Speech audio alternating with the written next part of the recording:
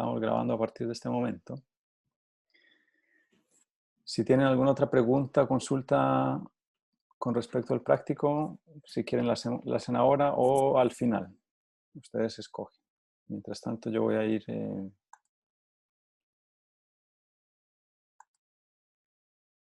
compartiéndoles pantalla.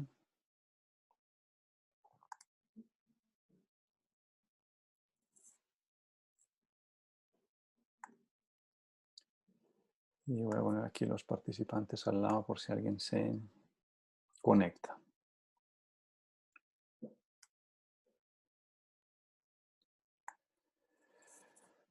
Muy bien. Entonces, vamos a empezar. En la clase pasada hablamos de dos de las leyes de Mendel, ¿cierto? La ley de que los alelos de un gen deben segregarse durante la formación de gametos, ¿cierto? Y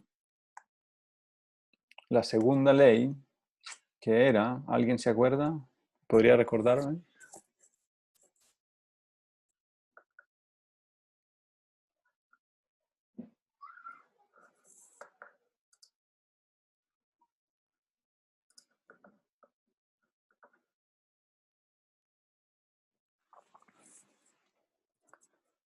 Que generalmente debía haber un alelo que dominaba sobre el otro, ¿cierto? Habíamos visto esas dos leyes, ¿ya? Y habíamos visto que uno podía, a partir de esas leyes, hacer modelos o esquemas de lo que uno esperaría de un cruce en términos de la descendencia, ¿cierto? Y habíamos visto que si uno miraba más de un rasgo a la vez, ¿cierto? 2 o 3 rasgos, esa predicción se podía complejizar un poco. ¿Ya? Habíamos visto un par de métodos para poder determinar o llegar a esas predicciones y habíamos quedado en que faltaba la última, que era el método de probabilidades, y es lo que vamos a hablar hoy, ¿ya? Y le dedicamos una clase entera porque tal vez, hay veces les cuesta más entenderlo, tiene varios conceptos de estadística que probablemente lo van a ver en el curso de estadística, pero que en genética es súper importante y van a ver que facilita los cálculos enormemente. ¿Ya? Entonces vamos a hablar, para ver el método de probabilidad, vamos a hablar primero de un par de leyes de probabilidad. Probablemente para algunos de ustedes sea un repaso, pero para otros no.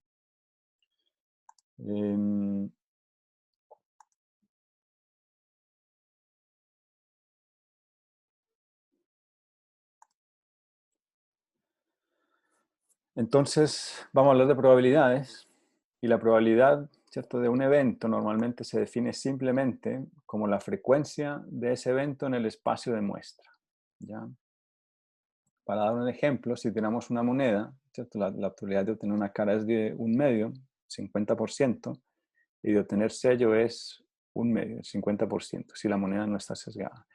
En genética es exactamente lo mismo para un cruce de dos individuos heterocigotos, y si tenemos un solo rasgo, en este caso vamos a llamarlo el G, que tiene dos alelos, el G mayúscula y el G minúscula, la probabilidad de que sea homocigoto dominante es 1/4, y eso lo definimos a partir de esta tablita que tenemos acá abajo, que habíamos hecho en el práctico, por ejemplo, ¿cierto?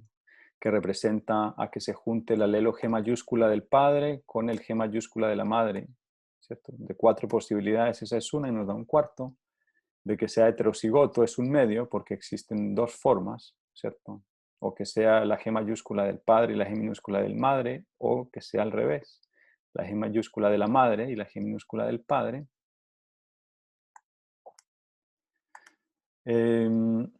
Y entonces eso lo podemos expresar en términos de probabilidades, ¿ya? Es lo que nosotros esperamos que ocurra. Ahora, para poder aplicar las probabilidades en este tipo de cruces genéticos, hay varias cosas que hay que entender, ¿cierto? Y una es que existen eventos en estadística que se llaman eventos dependientes y otros que llaman independientes. Los dependientes son aquellos eventos que están afectados por otro evento, ¿ya? ¿Alguien sabe tiene una idea o puede darme un ejemplo de qué sería un eventos dependientes. No necesariamente en biología, pero si alguien juega, le gustan las cartas, el póker.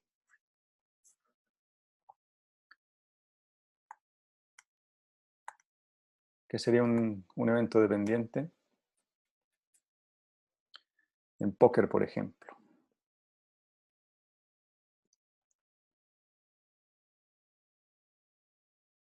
¿No? Nadie. Estamos dormidos hoy, parece.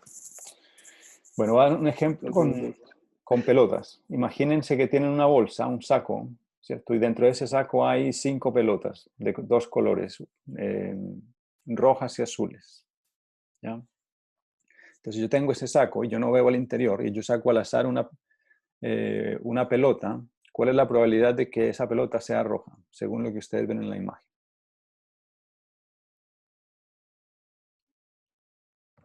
3/5. 3/5, ¿cierto? Que hay 3 pelotas rojas y 5 en total.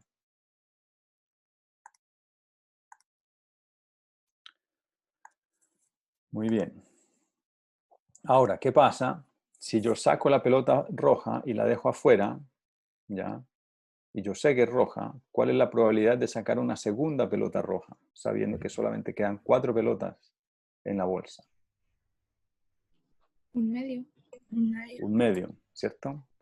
Entonces miren que la probabilidad, ¿cierto?, del segundo evento cambia o depende de lo que pase en el primer evento. No es lo mismo si yo la primera pelota que saco es roja, así la primera pelota que saco es azul, ¿cierto? La probabilidad de sacar la segunda pelota y de que sea roja o azul va a depender de lo que fue el primer evento, ¿ya? Entonces eso es un evento dependiente.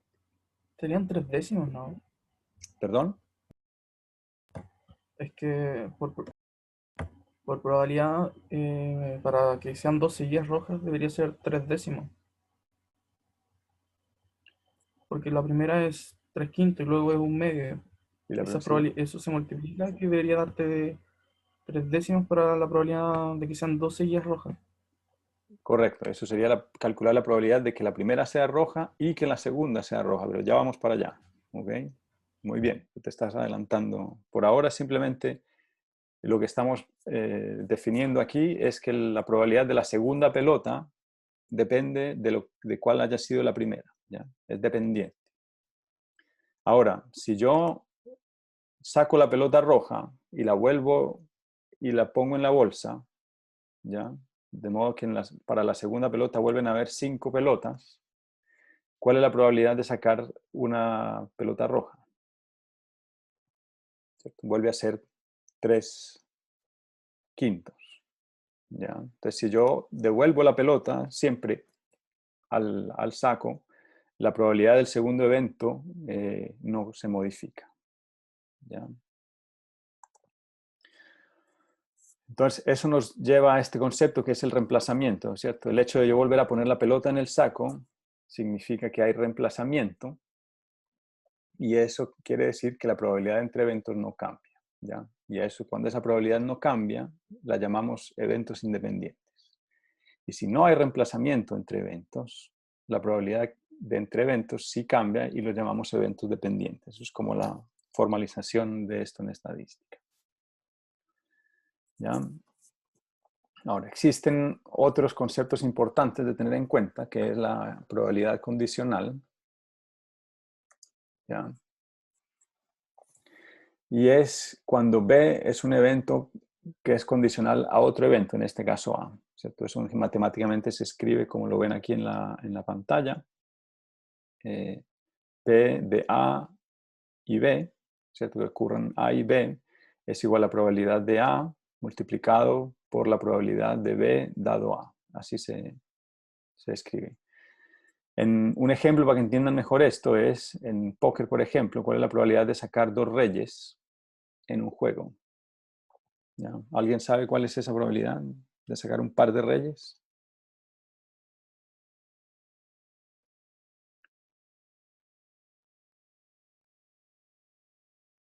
¿Cómo se calcula? ¿Cuántas cartas tiene un naipe? 2/52, dice Daniel.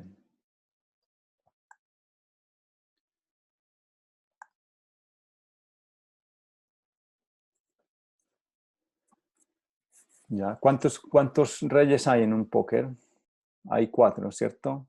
Y hay 52 cartas, ¿cierto? La primera, si yo saco un rey, ya quiere decir que quedan 3 reyes en el naipe, ¿cierto? Entonces yo tendría que sacar un rey y después sacar otro rey, ¿ya? Entonces hay una condición para poder sacar los 2 reyes, ¿cierto? ¿Cuál sería la probabilidad de obtener 4 reyes? Habría que calcularlo también. Entonces, la probabilidad del primer rey es 4 de 52, ¿cierto?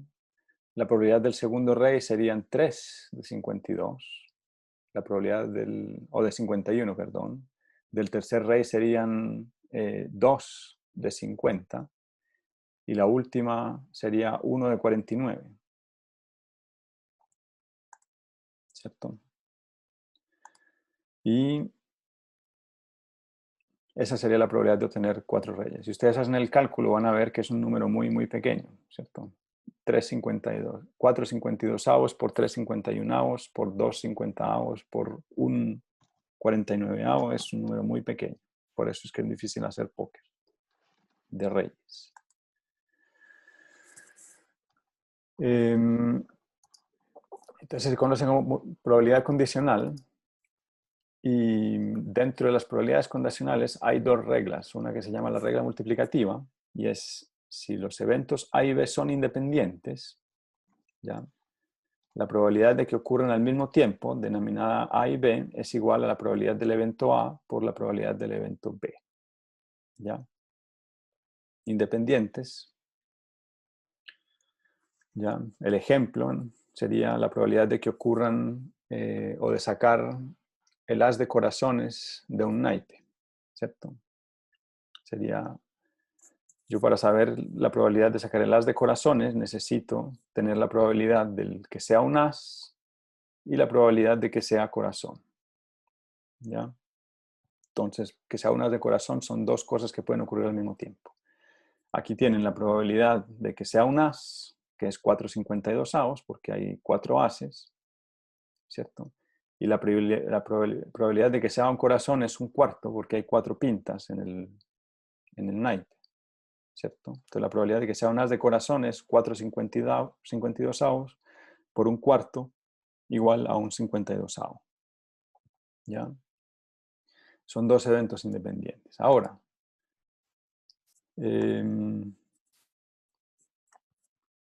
en términos de lo que nos interesa, y ojalá que se acuerden de esto, 2 eventos son independientes si el resultado de un evento no es afectado por el resultado del otro. ¿Ya? Eso es como lo que yo quiero que se acuerden.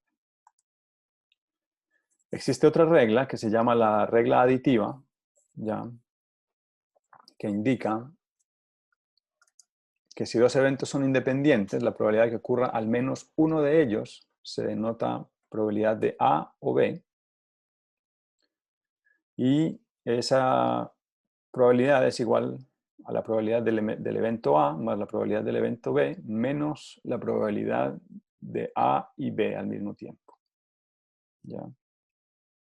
Aquí tenemos un ejemplo de sacar un as o un corazón, ¿cierto? Entonces la probabilidad de que sea un as es 4,52 avos, la probabilidad de que sea un corazón es un cuarto, y la probabilidad de yo sacar un as o un corazón es 4,52 avos más un cuarto, menos el as de corazón, el as de corazones, que sería este. ¿Ya? En total serían 16,52 avos. Esa se llama la regla aditiva, ¿cierto? Yo puedo calcular la probabilidad de que ocurra al menos uno de los eventos, ¿ya? Y existen algunos casos que se llaman eventos mutuamente excluyentes, ¿ya?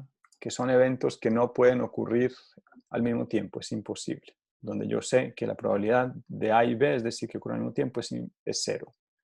¿Ya? Por ejemplo, obtener un rey, ¿cierto? O un as. Yo no puedo obtener un rey y un as de una sola carta de una baraja. ¿Ya? Entonces son eventos mutuamente excluyentes. ¿Queda claro hasta ahí?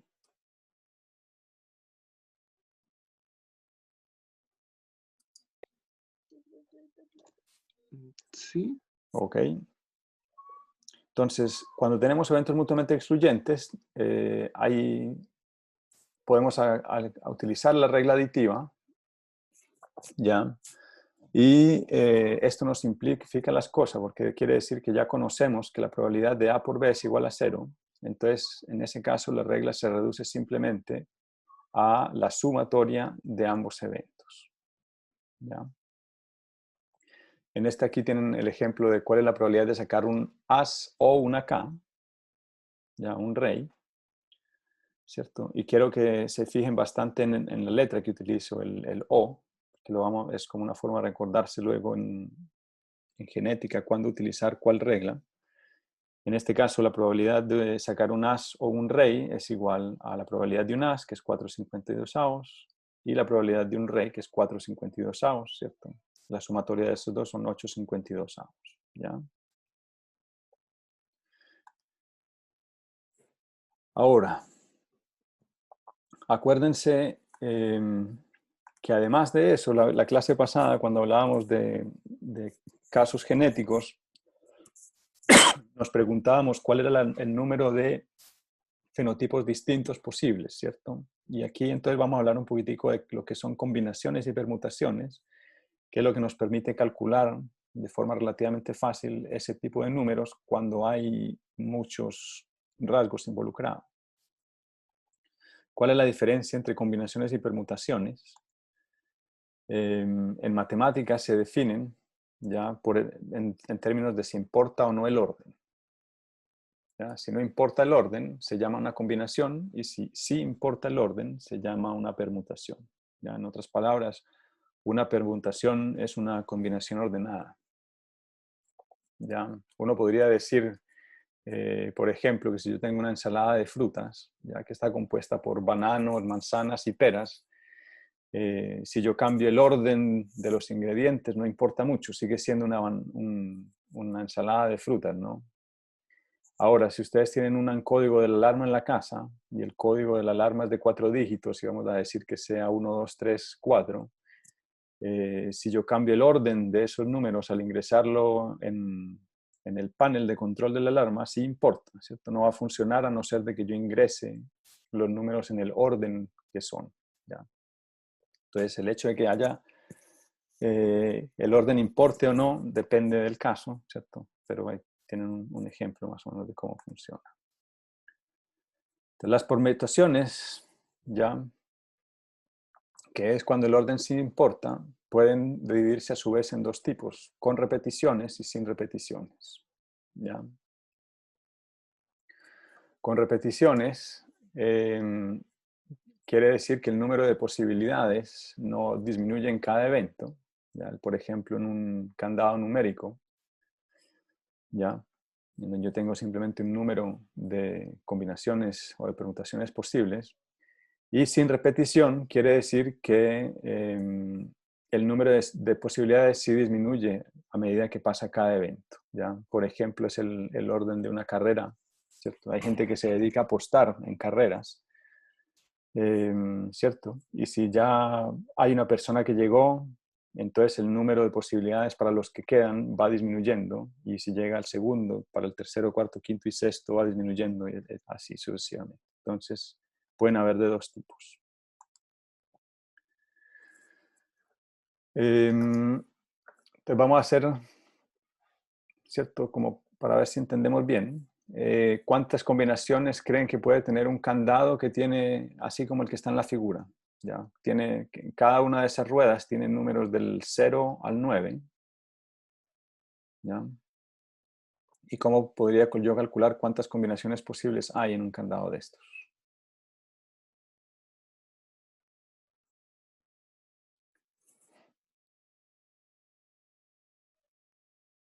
729. ¿Y cómo llegaste a ese número? ¿Tú cerca? ¿Alguien más?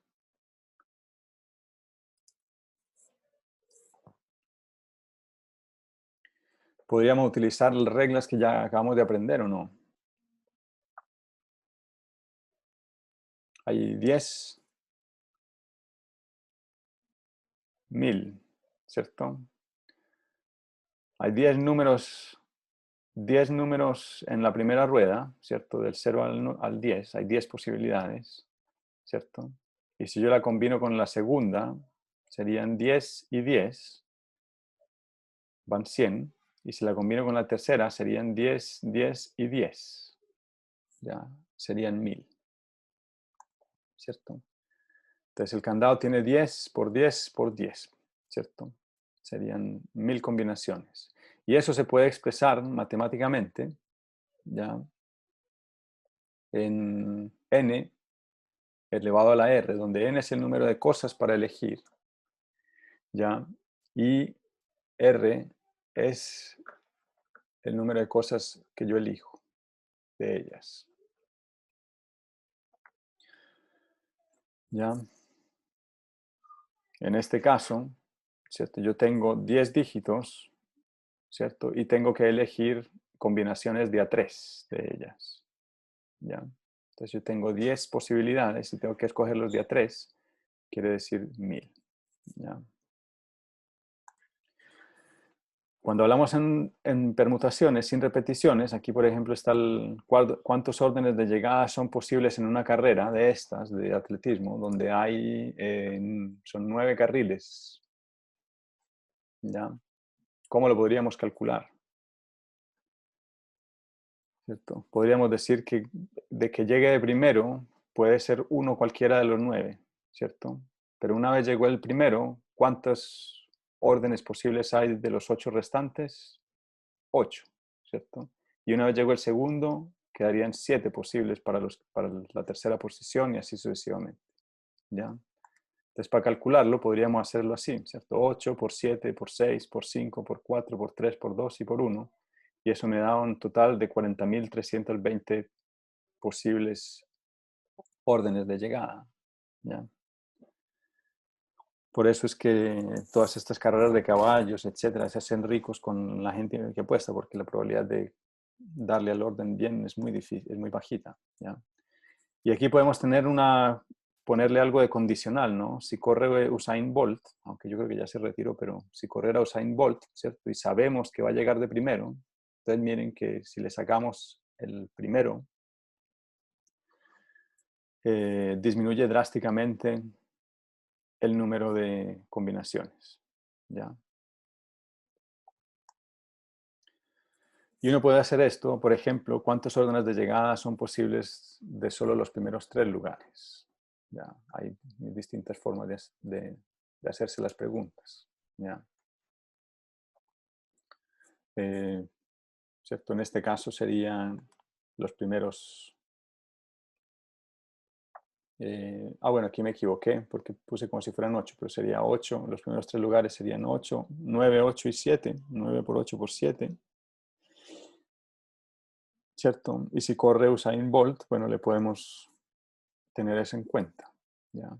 Y todo esto se puede expresar, para calcular esos números, se puede expresar con este tipo de expresiones, ¿ya? Donde n es el número de cosas para elegir y r, el número de cosas que yo elijo de ellas. Este signo de exclamación es el factorial, ¿ya? Entonces, si hay 9 carriles, sería 9 factorial, sería 9 por 8, por 7, por 6, por 5, y así sucesivamente, ¿ya? Y en este caso, si nos interesan los 3 primeros, ya aquí serían 3. Entonces sería n factorial por n menos, por 9 menos 3 factorial para calcularlo, ¿ya? Simplemente quiero que tengan en cuenta esta expresión. Pues en combinaciones, habíamos dicho que el orden no importa, ¿ya? Y pueden también haber con y sin repetición. Sin repetición, el ejemplo tal vez más clásico es estas loterías como el Keno, ¿ya? En donde, si no estoy mal, hay 25 números, estos cartoncitos tienen 25 números y uno tiene que acertar 14. ¿Ya? Eh, uno escoge y tiene que acertar, o bien en el cartón, y tiene que uno acertar 14 de los que hay. Algo así es. Podemos calcular el número de permutaciones en este caso, ¿cierto? Aquí el número de permutaciones en donde el orden se importa con esa formulita, ¿ya? Y entonces, si en esta formulita, si n es igual a 25 y r es igual a 14, ustedes podrían hacer eso en sus calculadoras y les va a dar probablemente un número muy, muy grande, ¿ya? Entonces, 25 factorial dividido 25 menos 14 factorial les va a dar un número muy grande, ¿cierto? A ese número, ¿cierto? Dijimos que aquí el orden sí importa, pero como el orden no nos importa, hay que tener en cuenta eso. Ya. Aquí, por ejemplo, en el loto, hay que escoger 6 números de 59. Podemos calcular el número de permutaciones, ya donde el orden importa, ¿cierto? Y como el orden no importa, podemos ajustarlo ya por el número de formas que se pueden ordenar esos 14 objetos. Y eso se hace teniendo en cuenta lo que hemos visto antes, que es simplemente multiplicarlo por 1 dividido r factorial. Este es el número de formas en que se pueden ordenar. ¿Ya? Si uno hace todo eso, nos da este número acá, que es la probabilidad de uno ganarse el quino. ¿Ya? Es decir, la probabilidad de uno acertarlo es más o menos 1 en 4,5 millones. Para que tengan en cuenta la próxima vez que vayan a comprarlo. Todo esto lo podemos traspasar a la genética, ¿ya? Y lo vamos a hacer ahora con un par de ejemplos.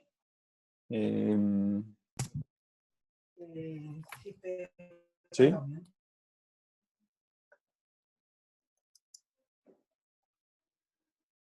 Ya. Entonces, en el caso de la genética tenemos que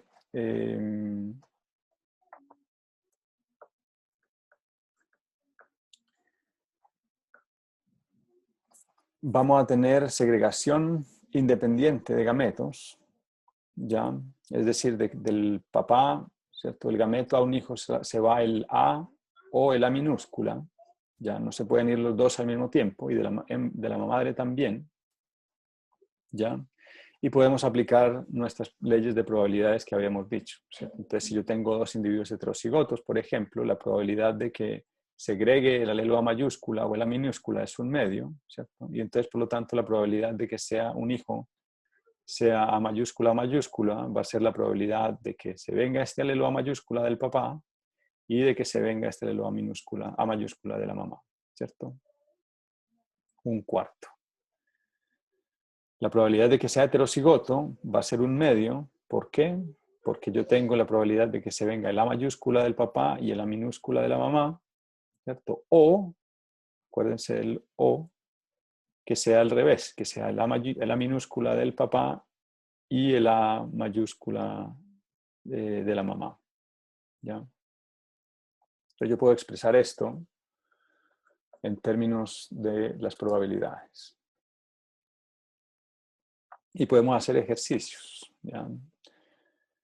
Esto permite resolver preguntas más complejas, ¿cierto? Imagínense que tenemos un cruce entre dos individuos heterocigotos, que son heterocigotos para 4 genes, y si me hacen la pregunta de cuál sería la proporción de la progenie que sería homocigota recesiva para todos los genes, ¿ya? Si hiciéramos esto con el método del cuadrado de Punnett, nos demoraríamos muchísimo.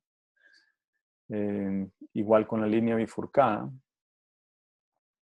Pero con la genética, con la probabilidad lo podríamos hacer bastante fácilmente. ¿Ya? Vamos a mostrarlo aquí rápidamente. Entonces, lo clave que hay que tener en cuenta acá es que los genes son 4 y todos son heterocigotos para ambos padres, ¿ya? Eso quiere decir que todos los genes se van a comportar de esta forma, como está aquí abajo en la figura, ¿cierto? Si hacemos un cruce de 2 heterocigotos, lo que nos interesa a nosotros y que hace la pregunta es los homocigotos recesivos, en este caso A minúscula, que sería con probabilidad de 1/4. Entonces, la pregunta es que la progenie sea homocigota para todos los genes, es decir, que sean homocigotos recesivos para el primer gen, y para el segundo, y para el tercero, y para el cuarto, ¿ya? Eso quiere decir que yo puedo utilizar la regla multiplicativa, ¿cierto? De cierta forma, expresarla de esta forma aquí, probabilidad de todo sea una minúscula, la que el 1 sea minúscula, y el 2 sea minúscula, y el 3 sea minúscula, y eso nos va a dar un cuarto por un cuarto por un cuarto, igual 0.004, ¿ya? Entonces miren que lo hicimos muchísimo más rápido a lo que lo hubiéramos hecho por los métodos que les había mostrado la clase pasada. Ahora, este les queda a ustedes. A ver, tienen un par de minutos para ver para hacerlo. ¿Qué proporción de la progenie sería homocigota para todos los genes de ese mismo ejercicio?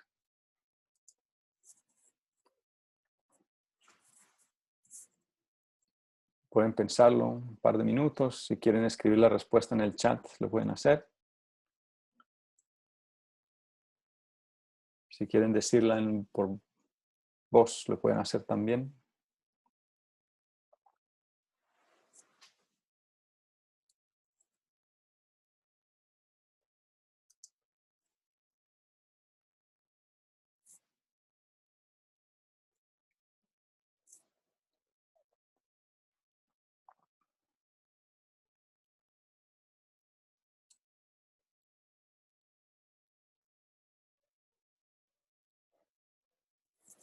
.0625. Ok, Ignacio, ¿y cómo llegaste a ese resultado?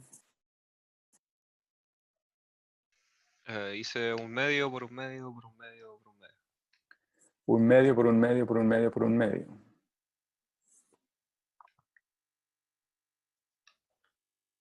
¿Y por qué un medio por un medio por un medio por un medio? Porque al ser un cruce heterocigoto, tengo un cuarto de que sea homocigoto recesiva y otro un cuarto que sea homocigoto dominante.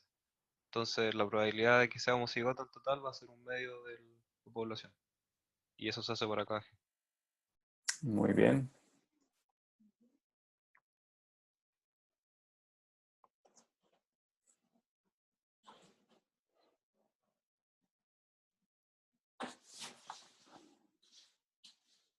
¿Todos les quedó claro?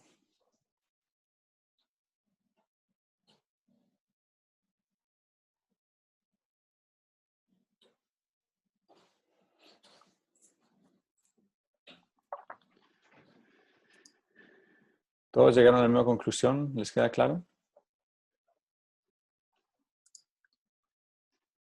¿Pero no sería un cuarto?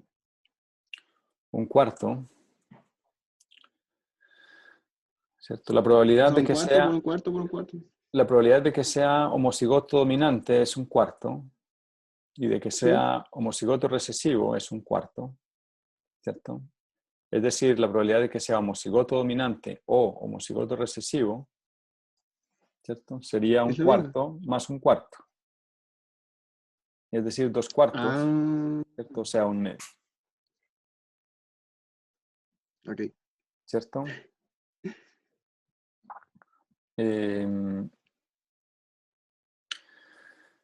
Y entonces aquí, claro, uno podría pensar, bueno, la probabilidad de que sea homocigota recesiva, homocigota para todos, ¿cierto? Y uno podría pensar que sean todos homocigotos dominantes o todos homocigotos recesivos, ¿cierto? O que hayan combinaciones, es decir, que sean 3 homocigotos dominantes y 1 recesivo, 2 y 2, etcétera, ¿cierto? Entonces, una forma de hacerlo es como dijo Ignacio, ¿cierto? Uno calcula la probabilidad de que sea homocigoto, independiente si es dominante o recesivo, y luego multiplica por todos los genes y da 0.625, ¿cierto? O uno puede decir simplemente la probabilidad, aquí me faltó, la probabilidad de que sea homocigoto, como habíamos dicho, para todos los genes, y después las posibles combinaciones, ¿ya? Aquí, por ejemplo, había las combinaciones de todos homocigotos a minúscula o todos a mayúscula, ¿cierto? Y faltarían añadirle todas las otras combinaciones, que las podríamos calcular también, ¿ya? Entonces, cualquiera de los dos métodos son válidos. Pero la respuesta es 0.0625. Aquí me faltó completarlo. Este tipo de análisis también sirve para hacer asesoría genética. ¿Ya? Y de hecho se utiliza muchísimo cuando hay situaciones donde hay riesgo de que los hijos tengan un rasgo que normalmente no es deseado. ¿Ya? Aquí, por ejemplo, tenemos un caso de albinismo, donde tenemos una familia. Acuérdense que estos símbolos los hemos visto en la clase pasada. Tenemos una pareja, una mujer y un hombre que tuvieron hijos. Estos hijos, hay 2 que son albinos y 4 que son sanos. Y este hijo que no tiene albinismo, se casa o va a querer tener hijos con una mujer que es albina, ¿ya? Y quieren saber cuál es la probabilidad o el riesgo de que sus hijos sea albino. ¿Cómo lo podríamos hacer?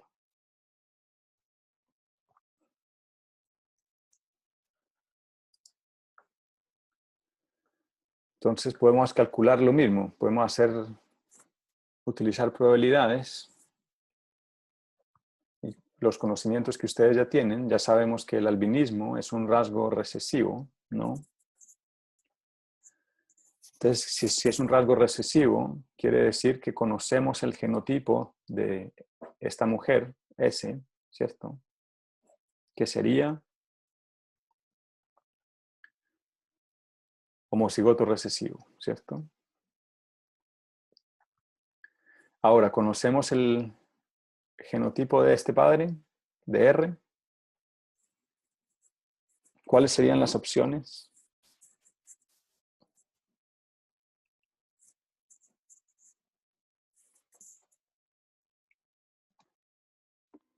Homocigoto dominante y heterocigoto. Homocigoto dominante y heterocigoto.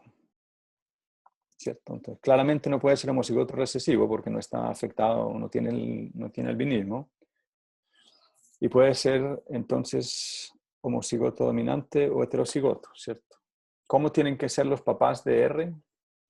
¿Cuál sería la condición que se tiene que cumplir acá?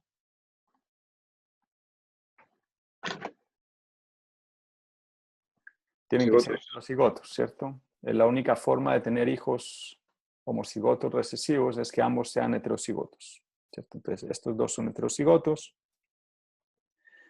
Para que hayan individuos homocigotos recesivos con probabilidad de 1/4, ¿cierto? Y entonces la probabilidad de que R sea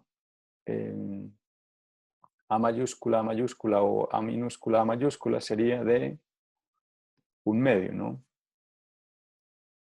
Porque ya sabemos que no es A minúscula.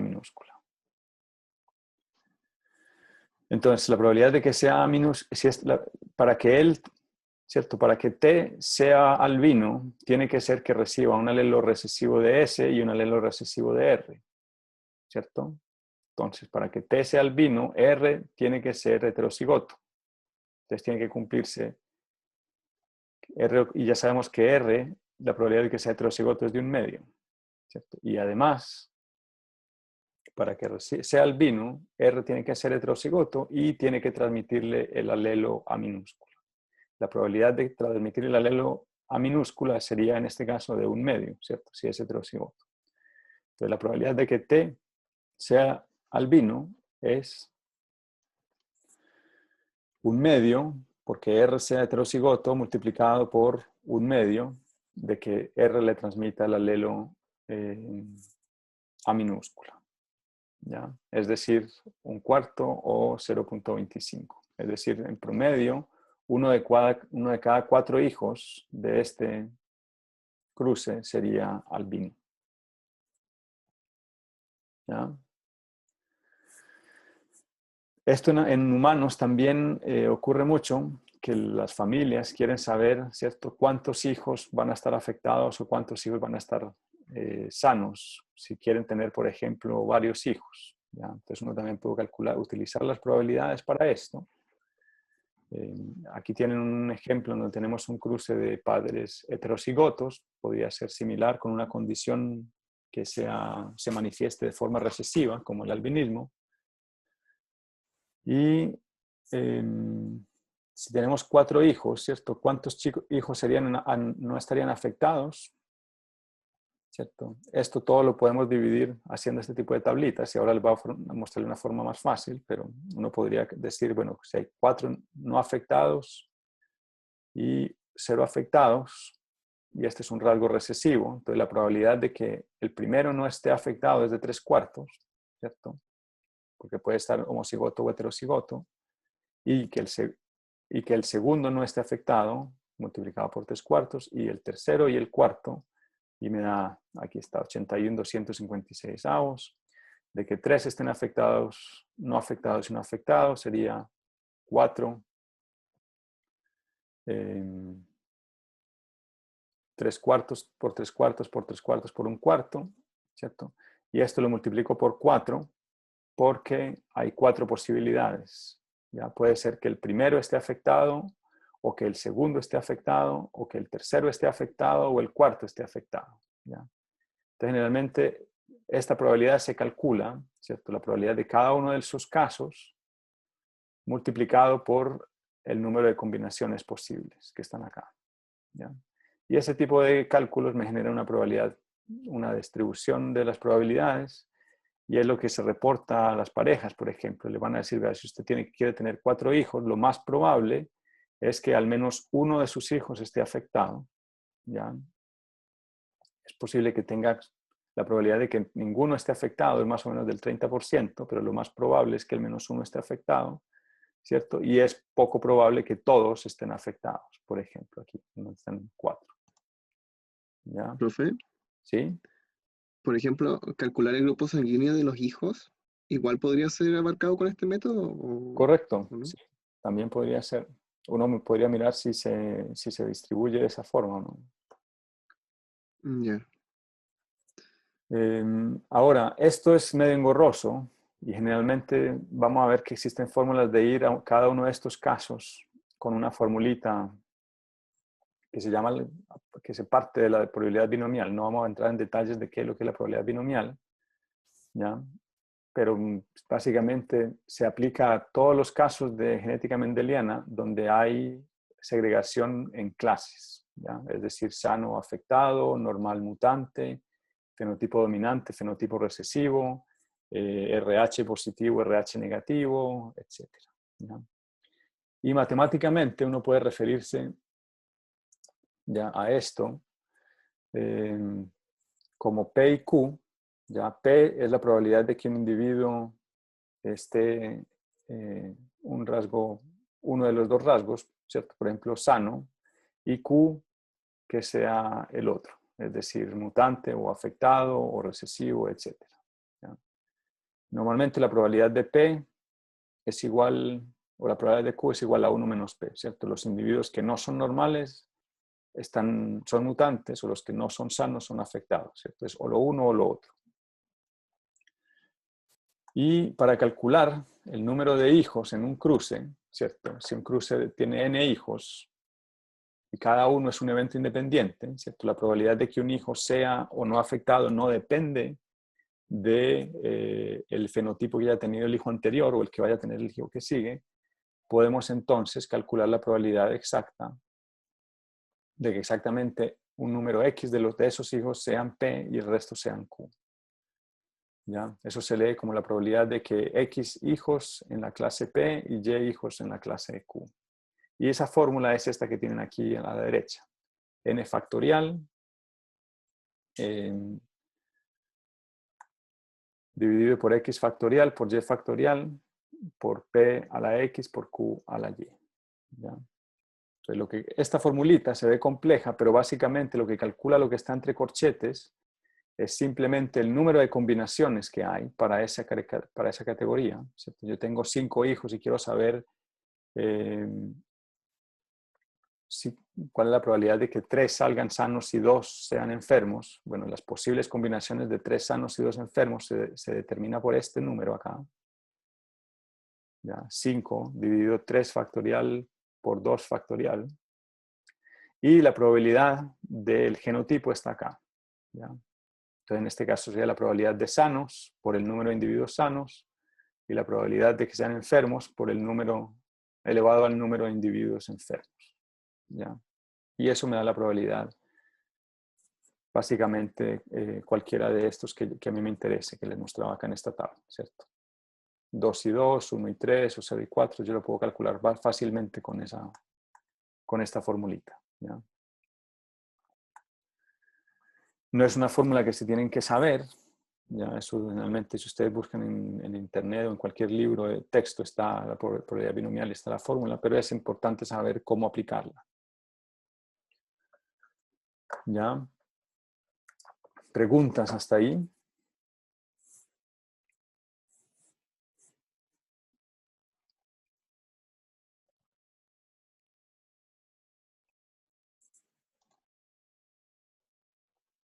¿No? A ver. Entonces, si no hay preguntas, aquí vamos a poner este problemita. Ya es un caso del texto, del libro, donde dice, habla del anemia falciforme, que ustedes no sé si saben, pero es una enfermedad causada por una mutación recesiva y es una enfermedad grave.